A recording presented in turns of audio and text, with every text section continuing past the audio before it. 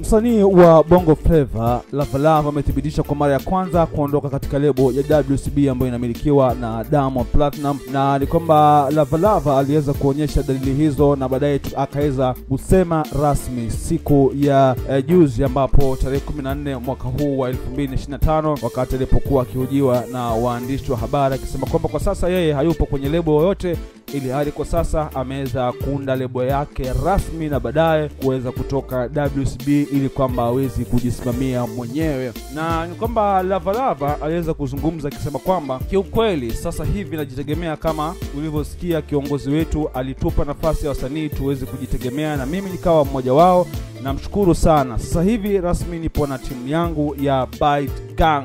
Najua kwenu siongei ni kitambo nimeintroduce, lakini nilikuwa nashindwa kuipa nguvu kwa sababu nilikuwa nipo chini ya kampuni nyingine. So ni rasmi nipo Byte Gang na mimi ndio CEO na kila kitu kitakuwa sawa, taarifa nitawapatia. Aliweza kusema hayo Lavalava. Lavalava pia ameweza kukanusha kauli ya bosi wake wa zamani ambaye ni Diamond Platnumz kusema kwamba kuhusu kumpatia pesa kwa ajili ya kuanza maisha mapya endapo atatoka kwenye lebo hiyo, na aliweza kusema kwamba niseme nafasi alionipa ya kutonitoza chochote ni kitu kikubwa.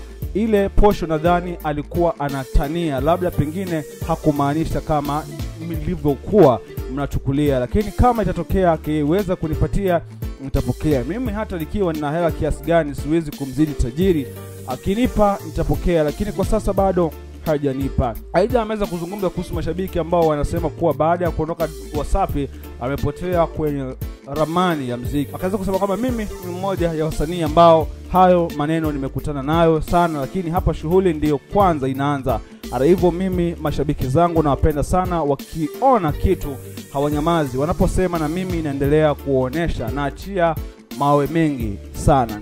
Lavalava aliweza kuzungumzia kumbuka kwamba pia Lavalava aliweza kujiunga na lebo ya Wasafi mwaka 2015 akiwa msanii wa 5 kusainia kwenye lebo hiyo. Alifanikiwa kuachia EP moja inaenda kama Promise mwaka wa 2021. Kumbuka kwamba pia kwenye lebo ya Wasafi ni kwamba tuliweza kupata pia Mbosso aliweza kujitoa na kuweza kuanzisha lebo yake rasmi. Kwa hivyo tutakuwa tunaona je, Lavalava atakuwa anaendaje endapo kwa sasa ameweza kujitoa kwenye lebo ile. Cha msingi tu kama namba kwa kwanza hakikisha kama una subscribe ili kwamba endapo tutakuwa na story nyingi zaidi utakuwa mtu wa kwanza kuweza kuzipakua. Mimi naitwa Marando Kazungu.